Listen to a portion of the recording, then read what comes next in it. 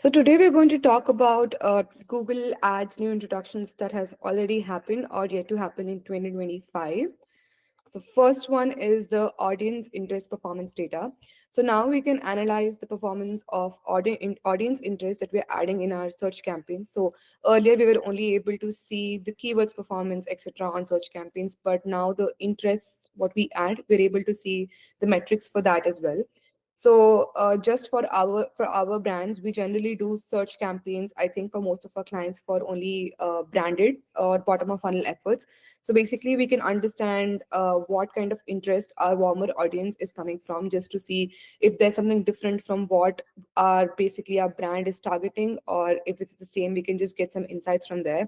So the key benefits of having this introduced by Google is one, we can have better audience insights, understand what interests are driving us engagements and conversions.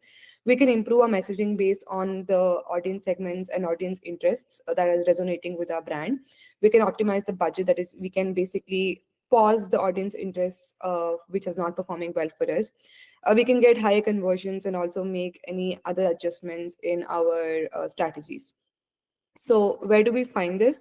When we go to a search campaign, we can click on the audience button on the left hand side, and you'll get a graph like this.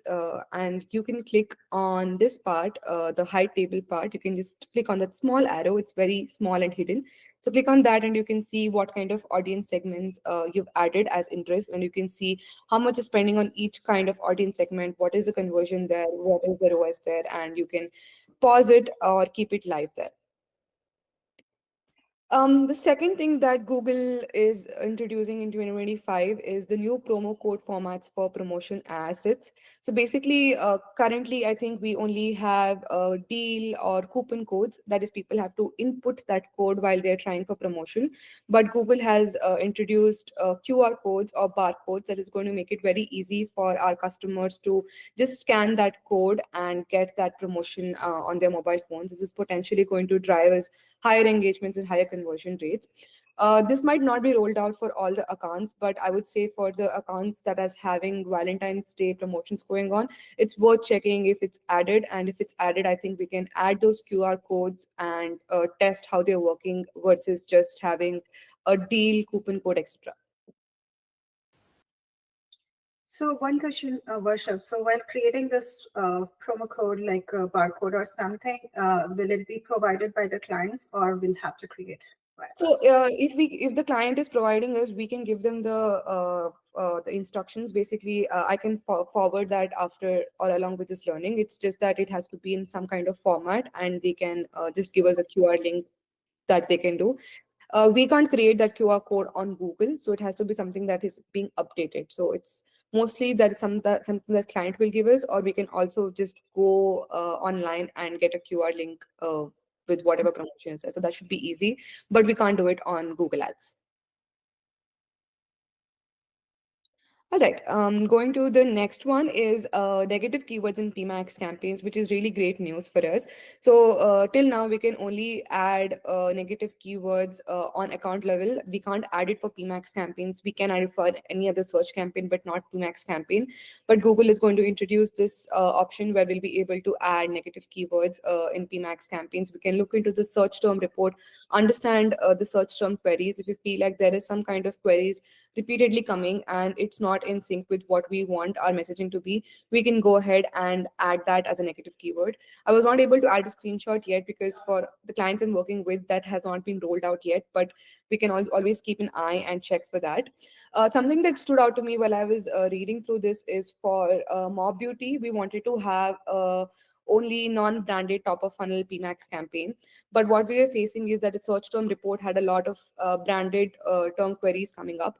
We, in fact, even went and adjusted the bidding to only bid for new customers, but we still were getting Mob Beauty as the search term. So I think this introduction will help us to just exclude the branded term and make the campaign completely top of funnel to understand how the top of funnel efforts are working for us. Next one is demand gen campaign. There's something new coming up in demand gen campaign. In mid of 2025, the video action campaigns, basically the video view campaigns, are going to transition to demand gen campaign. So basically, it's going to be a whole of demand gen plus the YouTube video view campaigns. So basically, there was some research done in terms of Google, and combining the video and image assets in demand gen campaign can increase conversions by 20% at the same CPA, is what they discovered. So it's going to be a combination of videos and images across YouTube, Discovery, and Gmail. So unlike Performance Max, which automates and distribution across all the Google inventory channels, demand gen campaigns can control more of the audience targeting, the creatives, the placements that they're going to be shown on versus PMAX campaigns. So the ideal way for us to achieve results would be, once this demand gen campaign is transitioned together with video view campaign, to have PMAX campaign running together with a demand gen campaign, where we can use PMAX for conversion and you can use demand gen for engagement and awareness. Last but not the least is the GA4 integration and smart audience segmentation. It's still in talks that it's Google is going to put this out in 2025. First one is the GA4 integration. PMAX will soon integrate with GA4, providing full funnel measurement beyond the Google Ads data. Basically, we were not able to see the PMAX data in GA4, but it's soon going to be integrated, so we can see the customer journey from awareness to conversion on GA4 and make any kind of optimizations on our campaigns. Second is the smarter audience segmentation. Google will introduce enhanced audience segmentation tools, offering more personalized ad experience across channels. Nobody knows what that's going to look like yet, but we're very excited to understand what it's going to be like. These were all the things that Google is introducing in 2025. Something that I saw that's already been introduced is the audience interest, the first one that was discussed. So I would say everybody to just go inside their search campaigns. If they have any audience interest added, just look into the performance of those interests and then make any kind of optimizations if needed.